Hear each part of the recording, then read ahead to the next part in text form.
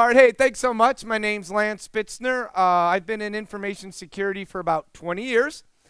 For about the first 15 years, it was more focused on the technical side, including working with the HoneyNet project, which was a real privilege, working with so many really brilliant people from all over the world, and still same to this day. But one of the neat things the HoneyNet project taught me is how bad guys, really within the past 5 years or so, fundamentally shifted from technology to the human element. If you think about it, we really got good at using technology to secure technology. Bad guys, being very efficient and being lazy, simply shifted to the easiest vector, you and me, people. So we're going to be kind of shifting our focus on this talk today. Most of security is traditionally about bits and bytes, but we're going to be focusing more on the human element, something I feel like is going to become actually more and more important in our world. So with that said, just real quick. So my job now is I work at an organization called the SANS Institute, specifically securing the human. My full-time job now and passion is working with organizations around the world on securing the human element. So a lot of what I'm going to be sharing here is what I see working around the world. So I mean, for example, just last week, a couple weeks ago, I was in Asia Pac, Singapore, Australia, and actually Brunei. Is Mohammed here? No, he's not. Okay. I was going to. So anyways, okay, here's the little shifter. Okay, so let's start with what's the problem? Where are we today? What's the challenge we face? Why should I even listen to Lance's talk? Well, think about this. When many of you first started 15, 20 years ago, it was really easy to hack into a Windows NT system. For you honeypot folks, take a default install of Windows NT in 2001, connect it to the internet, start your watch. Click. How long would it take to get hacked? Probably about 15 minutes. So we felt a lot of pain 15 years ago. But because of that pain, our community worked really hard in securing the Microsoft operating system. So you started here back in, remember trustworthy computing? Bill Gates, we shall be secure. And they meant it. For the next 15 plus years, Microsoft did all of this to secure the Windows operating system. You take Windows 8 or the new Windows 10 now, connect it to the internet, default installation. And it's going to take months, if not years, before it would be hacked. That is until the human touches the keyboard. Why is that? Why is this so secure, but why are people so insecure? Well, a term I've heard sometimes from our very own community is, you can't patch stupid. I hate the term. Whenever somebody goes, you can't patch stupid, I tell them, go look in the mirror. I will argue that the issue is not the people. The issue is you and me. It's our community. We sit here and make fun of people and how insecure they are.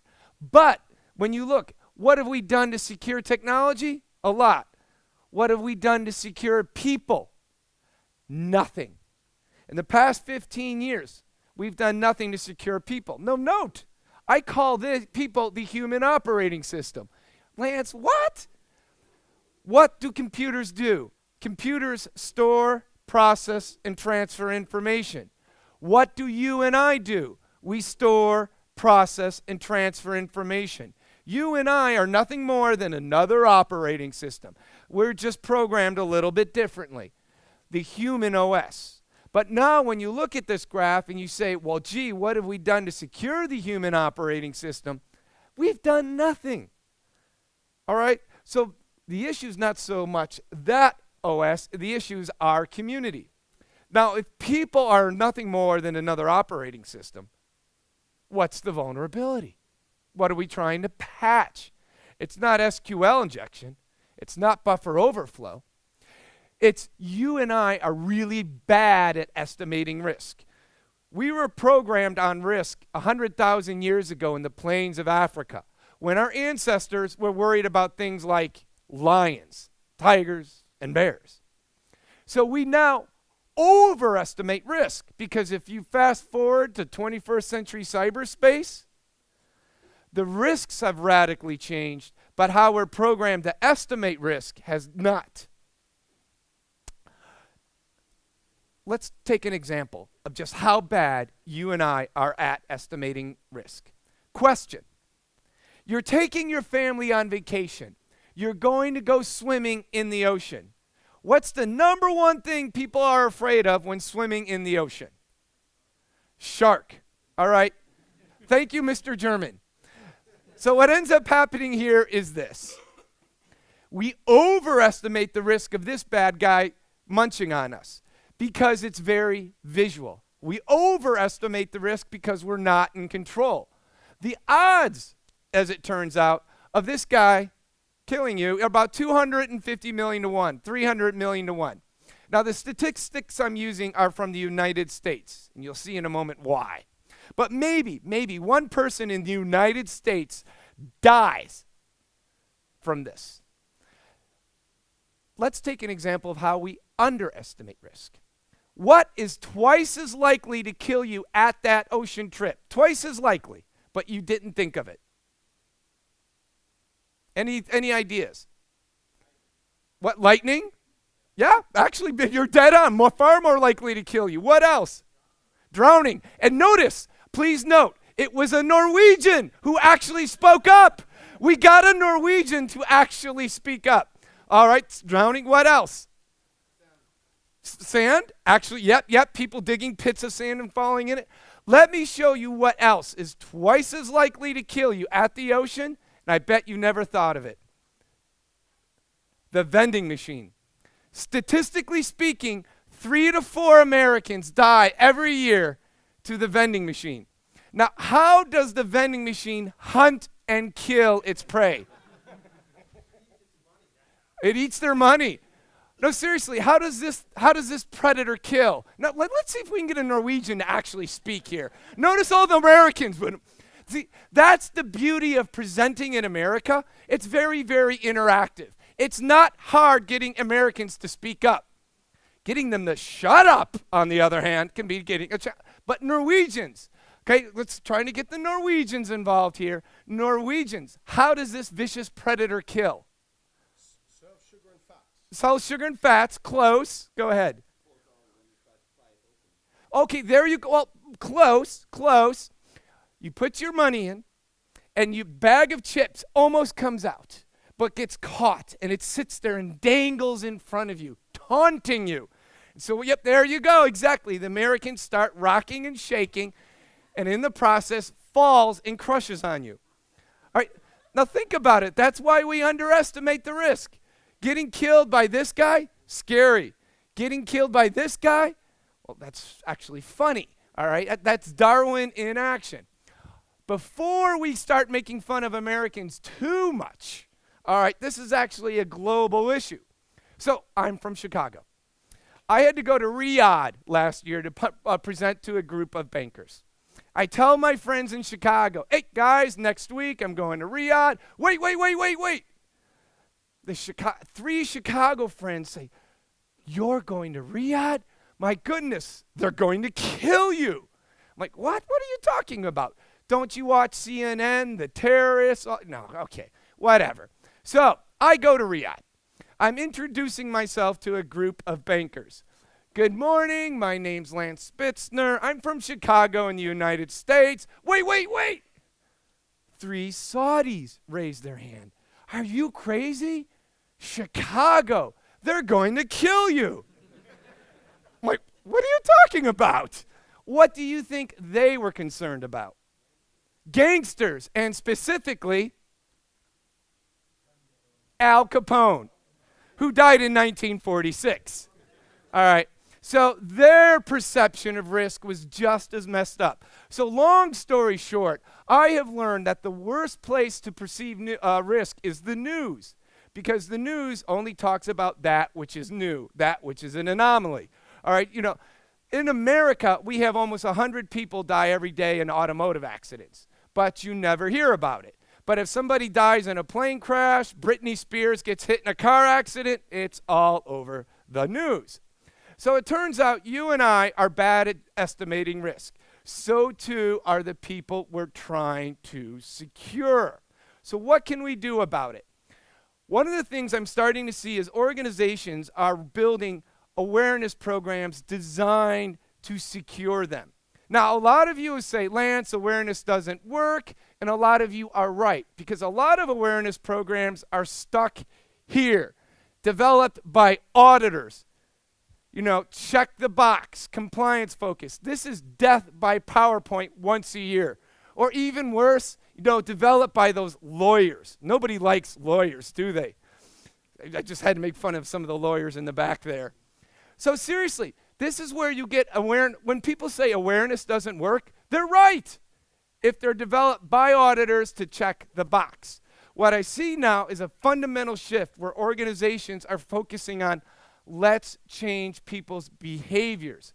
And if you focus on changing behavior, ultimately you start changing culture. Culture is the way people think, perceive, or their attitudes towards risk. This is where you start reducing the human risk. And this is where I see organizations having a big impact. Organizations like Lockheed Martin, Salesforce, Diageo, and a bunch of other organizations. And ultimately, you have the metrics framework to measure that change in both behavior and culture, where you're actually having an impact. So just real quick, when I was just mentioning a couple of the misconceptions, people thinking awareness has never worked. That's because they're basing their perceptions on those awareness programs developed by auditors. By the way, interestingly enough, the most common blockers I see to security awareness is other security geeks. If it's not bits and bytes, it's not security. And I'm here to argue, oh, yes, it is. Another one, Lance, no matter how much I train people, somebody is always going to fall victim. Well, duh, all right? Security manages risk. Security mitigates risk. No one in our field have we ever said it eliminates risk. Security awareness is nothing more than a control designed to manage human risk. Once again, we can't eliminate it. What we can do is dramatically reduce it. Phishing, common example. Phishing is one of the most common human risks we talk about. In an effectively trained organization, we can reduce the number that click, the number that fall victim, to less than 5%. Compared to other technologies like antivirus, firewalls, encryption, things like that. And finally, people tend to perceive awareness is just prevention, the human firewall. A big move I see, especially what we've got going on in the United States, is moving beyond just prevention, but the idea of the human sensor. Yes, 5% falls victim, 5% clicks on the link, but they know it and then they report it. All right, that's almost as good as prevention, especially in today's more targeted attacks. So how do we, now that you understand people are nothing more than an operating system, and we understand their vulnerabilities, how do we change their behaviors to reduce that human risk, to manage the human risk? Let's look at a behavior model. This behavior model is developed by B.J. Fogg, a PhD based out of Stanford. He's been studying human behavior for 20 years. I believe this model is key to understanding how do we secure people. This is really key, folks. If you want to change somebody's behavior, 3 things. They have to be motivated, they need the ability, and they need the trigger or the prompt to change their behavior. Model, very, very simple. The more motivated you are, and the easier something is, so this is ability, and the easier it is, when it comes time to do that behavior, you're likely to do it. The harder something is to do, or the less motivated you are, the less likely you are to do it. If you think about it, this is why it's hard for us security people to understand why people aren't secure. Traditionally, what I find is our security community thinks people are not motivated. They don't understand the need or reason why to do security. So we sit there and yell and scream at people. Security is important. We try to motivate them. The problem quite often is people actually are motivated to be secure. The problem we have is what we think is easy to do, because it's our daily life, is actually hard to do. There's this concept called curse of knowledge. The curse of knowledge is this: the more of an expert you are at something, the worse you are at communicating it. Because based on what you know, you then project or perceive others having that same knowledge. Long story short, you think maintaining complex passwords is easy to do because you do it. You know what a password manager is. You've got all these algorithms in your head. But it's actually really hard to do. You think it's actually easy for using the cloud securely. You just need two-step verification, da-da-da-da-da-da. You think it's easy, when in reality, half the world has no idea even what the cloud is. They're using Salesforce, Google Docs, and other things, not even realizing they're using the cloud. So what I tend to find is we need to focus on motivating people, but we need to also make it easy to do. And this is quite often where we fail because it's our passion, it's our daily life. Here's another very interesting thing we found.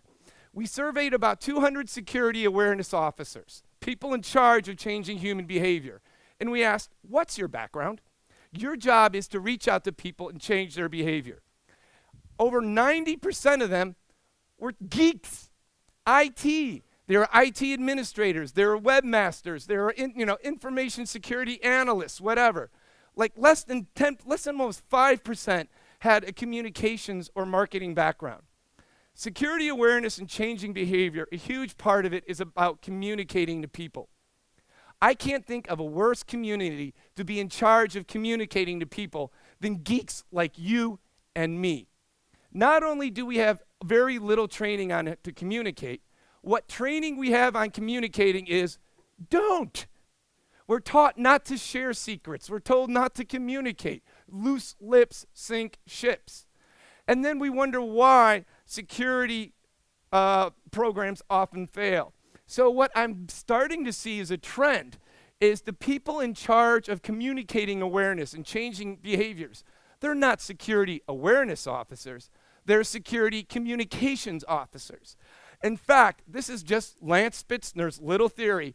I'm beginning to think the best security awareness officers, the best people at securing human behavior, are people without security backgrounds. They are not hit with the curse of knowledge. They know and understand people don't live, breathe, or really understand this, so they know what the problem is. I'm beginning to think the more of an expert you are in security, the more of a handicap you have in changing human behavior. Because quite often it's not what we need them to do, it's how we communicate it where we fail. And this is a trend I'm starting to see. And the other trend I'm starting to see is this whole idea of security communications officer. Changing human behavior works. I'm seeing it across a variety of organizations if they do it right. So here's a very interesting one on phishing, common risk. If I take an untrained organization, do a phishing assessment, 30 to 60% will fall victim on that phish. However, if they're highly trained, a year later, less than 5% are falling victim. And here's the most interesting statistic. And this is a trend I'm seeing. I don't have the hard data yet. But you go, why is that 5% still falling victim? Are they just clueless?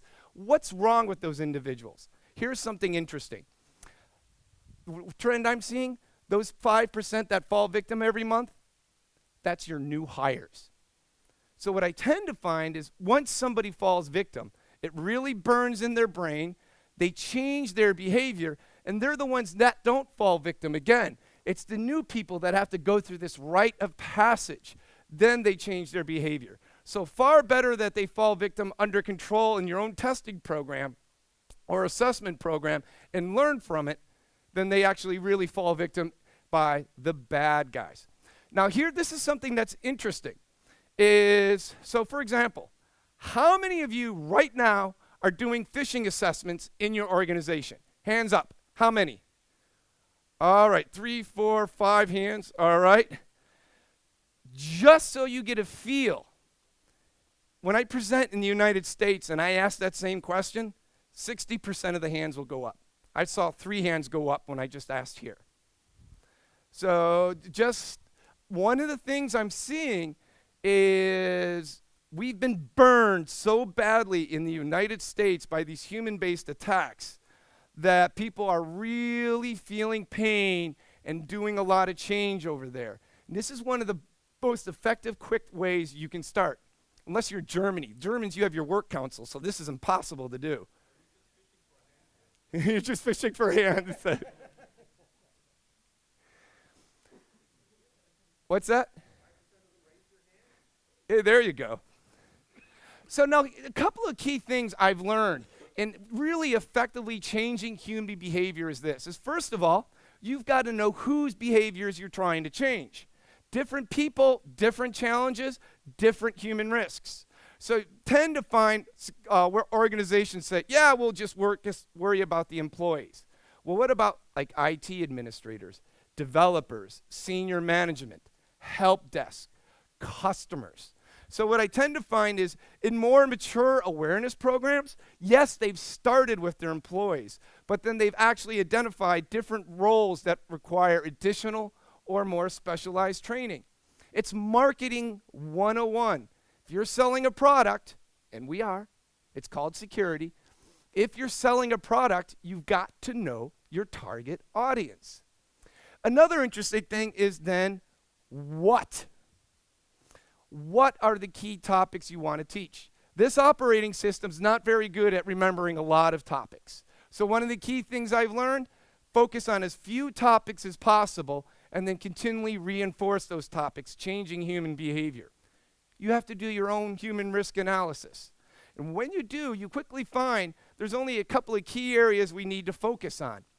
Interesting thing I discovered, quite often your human risks are not just bad guys, but accidental, all right? One of the biggest risks to organizations, autocomplete in email. You know that section when you want to email and you type somebody's name and it completes it for you? So you meant to email Bob in accounts payable with all of the financials, but you accidentally email Bob, or I'm sorry, we're in Norway. You accidentally email Einar, you know, your kid's soccer coach, something along those lines. So quite often, what are some of the behaviors we need to change? It's just not about security, but it's things like double check the two before you reply to somebody or email somebody with sensitive information. Double check you have your devices with you when traveling. Actually, some of the folks have mentioned earlier the Verizon DBIR report that comes out every year. One of the most fascinating things about the report, you're 16 times more likely to lose a device than have it stolen. So what's interesting is in a lot of training programs, it's always about make sure this doesn't get stolen. Make sure you always keep it with you. When what you need to be teaching is when you go through airport security, make sure you don't forget it, like I have twice. Make sure you don't leave it in the taxi when you walk out of the taxi. Make sure that you have, so I literally now, because I've done these mistakes, there you go. Your lock screen. Well, there's what I call the Lance Spitzner butt check. So what I do is this. Natalia's like, what?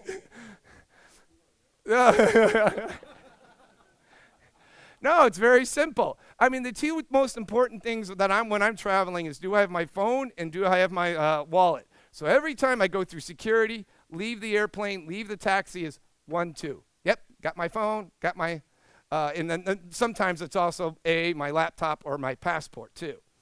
But so what comes interesting is if you do a real risk analysis, sometimes you discover we're teaching the wrong things. Parrot could sit here and rant. In fact, I think he will later today rant on all the wrong things we're teaching people about passwords. This is one of my biggest pet peeves. You know, we spend hours and hours teaching people how to create the most complex password in the world, and then they're sharing it with their buddy. Or, wow, this is a really good password. I'm going to also use it for Yahoo, Facebook, Twitter, and all their other accounts too. So what I tend to find is if you're going to spend all this time teaching people on how to be secure, make sure you first figure out exactly what behaviors are going to reduce the greatest amount of risk. And that's where things like the Verizon DBIR really help because it's data driven. And then finally, how? This is where we're finding the home run on changing human behavior. Don't preach to people about how this will secure the organization. People don't care. What they want to know is how to secure themselves personally. So what we're finding is this. Think about it. At work, you have email. At home, you have email. Work, passwords. Home, pass. We have the same technology both at home and at work. We have the same risks at home and at work. So where I'm seeing the biggest success is organizations are building awareness programs on around how people can personally benefit from the training, from the skills they develop, the behavior change. So ultimately, it answers the question, what's in it for me? Why should I care? So people are approaching it. We're going to teach you how to secure yourselves at home, your family, your kids. And oh, by the way, it helps secure our organization. So A, not only are they more engaged, but B, now security becomes part of their DNA. They're far more likely to have the same behaviors both at home and at work. So the beautiful thing is they don't show up to work and go, oh, it's work, now I got to change behaviors and put on my secure hat. No, consistently the same. Very important too as personal world and work world combine. Work from home, BYOD, things along those lines. So we're finding real good success there on engagement. Finally, communicate and reinforce, it's got to be throughout the year. Death by PowerPoint once a year is obviously not going to make any organization secure. It may make you compliant, but it's not going to make you secure. The other thing I'm starting to see from auditors is auditors are actually wanting to see something more than once a year. Auditors, the good ones, already know, once a year is not going to do it. So even from a compliance perspective, they're going to want to see training throughout the year, that you actually are making a change. And there's a lot of neat ways to do this. One of the neat things I'm starting to see is this. People want to be able to consume information on their own time, what we would call a pull method. They want to they want to be able to watch videos on their own, newsletters on their own, podcasts on their own, whatever. They don't want to have everybody come in the room at this time on this day so we can have training. A lot of this can be more effective, but we're finding people are busy, they're on vacation, they're sick, meetings, con calls, whatever. So the easier you make information to people to consume, the far more likely you're going to really catch people. How much time do I have left? I'm trying to figure out if I got time for a quick story. 15 minutes. All right, so here's a quick example of how you can really engage people. You really hit them. Oddly enough, I have to go to a U.S. government for an example for a successful awareness campaign. Yeah, this is odd, but by the way, this was at Facebook, all right? One of the things you really have to know about changing behavior is every organization is very different. Everybody's culture is very different. Has anybody here been to Facebook's headquarters? Who's here? Okay, all the older Honey Nut guys. It's fine. I'm used to asking that question and nobody raises their hand. So Facebook has a very anti-corporate, outgoing type of culture. Remember, culture, like I said, really impacts how you communicate to people. And what's neat is if you go to Facebook's headquarters, imagine this in Norway. Okay, think of your headquarters right now. But in Facebook, they actually encourage people to write on the walls, graffiti, paint, whatever. And in their corporate headquarters, they had this painted on the wall, which I thought was cool, Darth Vader, which they turned into a sticker. Just to show you how unique their culture is, I remember I was there with Ryan McGean and some other folks, and we're walking out of their headquarters, and off to the side, I saw a huge entertainment center. Video setup, Xbox, video games, movies, all sorts of stuff. I'm like, yeah, this is Silicon Valley. I get it. That's kind of a, outgoing culture. And then as I'm leaving, I'm like, no, I didn't see that. Because right next to this huge TV screen, they had, Jim Beam, they had Jack Daniels, they had whiskey, vodka, a fully stocked bar in their corporate headquarters. All right. So I don't know what it's like in Norway. Would that be a common thing to have in headquarters? No, okay. Well, some cultures it would be. But so getting back to engaging people. So in the US government, we have this thing called the CDC, Center for Disease Control. And they had an awareness campaign on how to prepare for a disaster. Turns out, doesn't matter what the disaster is. Earthquake, tsunami, flood, prepare the same way. But nobody was listening to their awareness campaign. So in May of 2013, one of the CDC employees just did a random blog on how to prepare for a disaster. All they did was, this time, they knew their audience, and they changed the title. And they changed the title to How to Prepare for the Zombie Apocalypse. 3 hours after the blog went live, the entire CDC network collapsed. Why would their network collapse? Zombies? No, not quite. Nice try, though. Any ideas?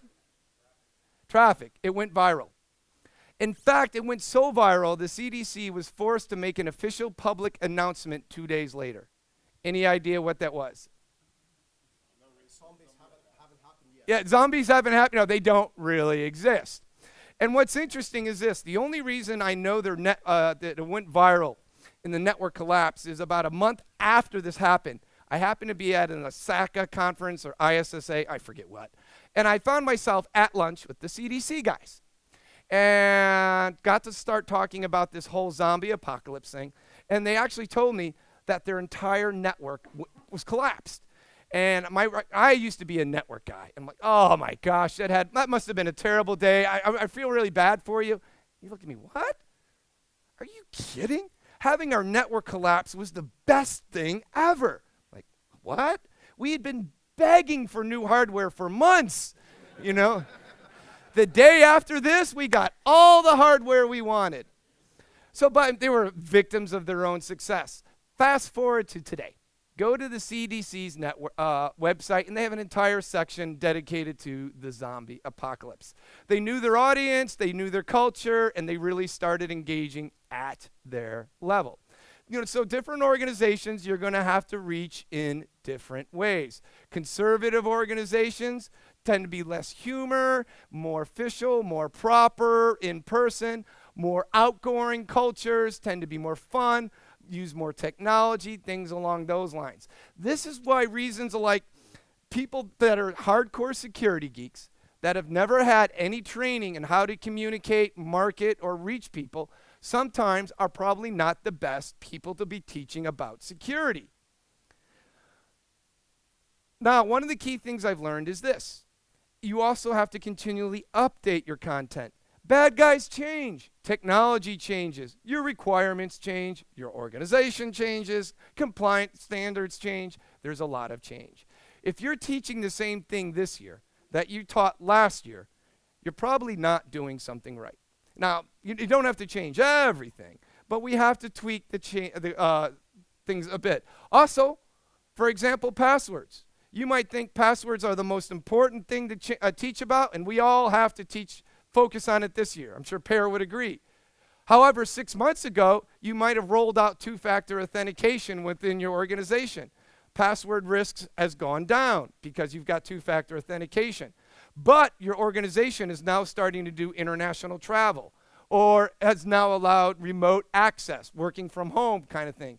So the risks may also change in your organization. So too, what you teach. Finally, like I mentioned, you want to be sure you have the metrics, the ability to measure that change of human behavior, culture, and ultimately risk. So I tend to find there's two types of metrics. The first is what I call compliance focused. We taught 98% of the organization, 4 posters, 3 newsletters, 8 lunch and learns. These are the type of statistics auditors like, and these are type of stats that most awareness programs have. But if I ask you, are you having an impact? Have you changed anyone's behavior? I don't know. What I'm interested in are the second type of metrics. Are we changing behavior? And there are a bunch out there. Now, I'm not expecting you to be able to read these in detail. This is a resource that is available to you from the Securing the Human website. These are all different types of metrics I've seen organizations using, and they can be quite interesting. So, for example, maybe in your organization, it's very important that people properly dispose of confidential information. You teach people to throw away any sensitive documents into the shredder bin because, then all those documents will get shredded. How do I know I effectively changed that behavior? Go look at your dumpster. If you find any sensitive documents in your dumpster, you know you're not changing behavior. So I had one organization that did just that. We're teaching people to effectively, securely throw out the documents. They go to the dumpster and they find piles and piles of sensitive information. My gosh, what's happening? We're spending all this time teaching people to change their behavior, and obviously nobody's doing it. So let's go find out who's not changing their behavior and why. Next day, security team gets a couple chairs. They sit down right next by a big shredder bin where people can, that's where they're supposed to throw all their sensitive documents. And they sit there and they'll go, all right, who's not changing their behavior? And all day they saw the same thing happening. Employees walking up to the trash bins with all their sensitive documents and throwing them all into the sensitive bin shredder. And by the end of the day, the security team is like, what is going on here? They have no idea. Everybody's doing what they're supposed to be doing. It's the end of the day. The security team's ready to get up from their chairs. And they get up and they're ready to go home. It's the end of the day. And as they're walking out the door, the janitor walks in. And the janitor walks up to the shredder trash bin, opens it up, and then dumps everything into the regular trash bin. And then takes the regular trash bin out to the dumpster. And this had been going on for months, and nobody knew about it. So they discovered they had forgotten to train the janitors on the proper disposal of all these sensitive documents. Getting back to making sure you know who to teach. All discovered because they were doing one type of metric. I mean, another one too, teaching people to use strong passwords, crack the passwords. You're teaching people how to, what are the indicators of a phish? Do phishing assessments. There's actually quite a few ways to measure human behavior. The key thing here, though, is only focus on a couple of them. Just because I've given you 15 options doesn't mean you need to do all 15.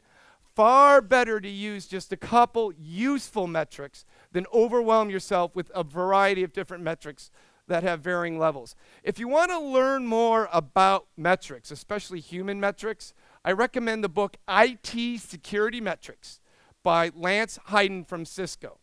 A lot of times when people talk about metrics, they mention Andy Jaquist's book, Security Metrics.